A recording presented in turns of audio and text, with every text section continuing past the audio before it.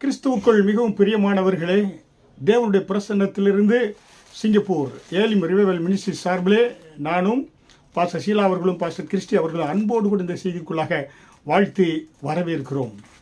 நம்முடைய முற்பிதாவாகிய ஆபிரகாமை பார்க்கின்ற பொழுது, விசுவாசத்தின் தகப்பனாகிய ஆபிரகாமை பார்க்கின்ற பொழுது, ஆபிரகாம் அவர் தேவனுக்கென்று ஆல்டரை உருவாக்கின பொழுதெல்லாம் தேவ பிரசன்னத்தை உணர்ந்தார். தேவன் அவனோடு கூட உடன்படிக்கை செய்தார். அப்படி பார்க்கின்ற பொழுது ஆபிரகாம் 4 முறை தேவனுக்காக பலிபீடத்தை கட்டுகின்ற பொழுது தேவன் என்ன செய்தார்னாக்க, அவர் இறங்கி வந்து அவனோட உடன்படிக்கை செய்தார். எதற்காக என்றால், அவர் ஆல்டர் பில்ஸ் பிரைஸ், தேவனை துதிப்பதற்காக அவர் என்ன செய்தார்னாக்க பலிபீடத்தை கட்டினார் என்று ஆதியாகமம் 12வது அதிகாரம் வசனம் 17 கூட 1 முதல் 7 நம்ம பார்க்கலாம். ஆதியாகமம் 12வது அதிகாரம் வசனம் 1 முதல் 7 பார்க்கின்ற பொழுது, சீகேமிலே அவர் கர்த்தரை தொழுது கொள்ளுக, கர்த்தரை துதிப்பதற்காக ஆராதிப்பதற்காக அங்கே ஆபிரகாம் என்ன செய்தார், சீகேமிலே பலிபீடத்தை கட்டினார் என்று பார்க்கிறோம். ஹல்லேலூயா. ஏனென்றால் அவர் வாழ்க்கையிலே ஒரு அன்சர்டைனிட்டி சர்க்கம்ஸ்டன்சஸ், அதாவது சூழ்நிலைகள் தனக்கு சாதகமாக இல்லாத ஒரு நேரத்திலே கர்த்தரை துதிக்க ஆரம்பிக்கிறார். தொழுது கொள்வதற்காக என்ன செய்கிறார், அவர் தேவனுக்கென்று ஒரு பலிபீடத்தை கட்டக்கூடியவராக இருக்கிறார். ஹல்லேலூயா. தேவன் அப்பொழுது ஆபிரகாமுக்கு தரிசனமானார் என்று சொல்லி வேதத்திலே நம்ம பார்க்கிறோம். ஹல்லேலூயா. அருமையான தேவனுடைய பிள்ளைகளே, நம்முடைய வாழ்க்கையிலே புரியுங்களா, நாம் நம்முடைய அடுத்து என்ன செய்வது, என்ன காரியம் என்பதை நம்ம அந்த சூழ்நிலை தடுமாறிக்கொண்டு இருக்கிற போது தேவனை துதிக்க ஆரம்பித்தோம் என்றால் தேவ பிரசன்னத்தை உணர்வோம். தேவன் நமக்கு வெளிப்பாடுகளை கொடுக்கக்கூடியவராக இருக்கிறார். இரண்டாவதாக ஆல்டர் ஆஃப் பிரேயர். ஆதியாகமம் 12வது அதிகாரம் 8 முதல் 13 பார்க்கின்ற பொழுது, 12வது அதிகாரம் வசனம் 8வது வசனம் முதல் 13 பார்க்கின்ற பொழுது, அங்கே என்னன்னா, பெத்தேலுக்கும் ஆய்க்கும் இடையிலே இருக்கின்ற பொழுது தேவனுக்கு என்று ஒரு பலிபீடத்தை ஆல்டர் ஆஃப் பிரேயர், அங்கே என ஜெபத்துக்கென்று ஒரு பலிபீடத்தை கட்டுகிறார். முதலாவது கர்த்தரை துதிப்பதற்கென்று ஒரு பலிபீடத்தை கட்டுகிறார். இரண்டாவது ஆல்டர் ஆஃப் பிரேயர் என ஜெபத்துக்கென்று ஒரு பலிபீடத்தை கட்டக்கூடியவராக இருக்கிறார்.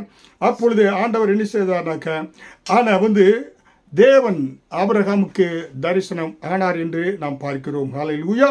அதனால் அருமையான தேவனுடைய பிள்ளைகளே, என அங்கே பார்க்கின்ற பொழுது அவன் என்ன பார்த்தீங்கன்னாக்க, பிரேயர் அண்ட் ரிப்பட்டன்ஸ் என எப்படி ஆபிரகாம் என பெத்தேலுக்கு திரும்பி வருகின்ற பொழுது அங்கே தேவ சமூகத்தில் அவரை நோக்கி ஜெபிப்பதற்காக ஒரு ஆல்டரை கட்டினார் என்று நாம் பார்க்கிறோம். ஹல்லேலூயா. அருமையான தேவனுடைய பிள்ளைகளே, ஏனென்றால் அவன் அவனுடைய மோரல் ஃபெயிலியர்ஸ், அவன் வாழ்க்கையை தோல்வி அடைந்தான். அப்பொழுது தேவனிடத்தில் ஜெபிப்பதற்காக ஒரு ஆல்டரை கட்டினான். மூன்றாவதாக ஆல்டர் ஆஃப் பீஸ். முதல் என்னது, altar of praise, altar of prayer, altar of peace. அதாவது ஆதியாகமம் 3வது அதிகாரம் வசனம் 13 முதல் 13வது அதிகாரம் வசனம் 14 முதல் 18 பார்க்கின்ற பொழுது அங்கே பார்க்கிறோம், எப்ரோன்லே, அதாவது ஹீப்ரோன்லே அவன் தேவனுக்கென்று ஒரு பலிபீடத்தை கட்டி சமாதானத்துக்காக அவன் என்ன செய்கிறான், ஜெபிக்கக்கூடியவராக அவன் இருக்கிறான் என்று நாம் பார்க்கிறோம். ஹல்லேலூயா. அருமையான தேவனுடைய பிள்ளைகளே, ஏனென்றால் அங்கே கான்ஃப்ளிக்ட் அண்ட் செப்பரேஷன், அவனுக்கும் லோத்துக்கும் பிரச்சனைகள் வந்த பொழுது அவன் சகோதரன் என்று அவன் அழைக்கிறான். அழைத்து நம்ம சமாதானமாக சென்று விடுவோம் என்று சமாதானம் பண்ணுவதற்காக பலிபீடத்தை கட்டி சமாதானத்தை லோத்தோடு கூட உண்டாக்கினான் என்று நாம் பார்க்கிறோம். அது பார்த்தீங்கன்னாக்க இதில் அதனுடைய ஸ்பிரிச்சுவல் ரீசன் என்று நாம் பார்க்கின்ற பொழுது நாம் என்னன்னாக்க, தேவனுடைய சர்வ வல்லமையுள்ள தேவன் எனக்கு சமாதானத்தை கொடுப்பார் என்று அவனுக்கு ஒரு ஒபீடியன்ஸ் அவன் வாழ்க்கையில் இருந்தது என்று பார்க்கிறோம். ஹல்லேலூயா. அப்போ altar of altar of praise, altar of prayer, altar of peace Abraham கட்டினார். நான்காவதாக பார்க்கின்ற பொழுது altar of provision, altar of sacrifice என்று நம்ம பார்க்கிறோம். மவுண்ட் மோரியா மலையிலே என்ன செய்தான் பாருங்க, ஈசாக்க பலி கொடுக்க செல்கின்ற பொழுது அவன் அங்கே ஒரு பலிபீடத்தை அவன் கட்டினான் என்று பார்க்கிறோம். ஹல்லேலூயா.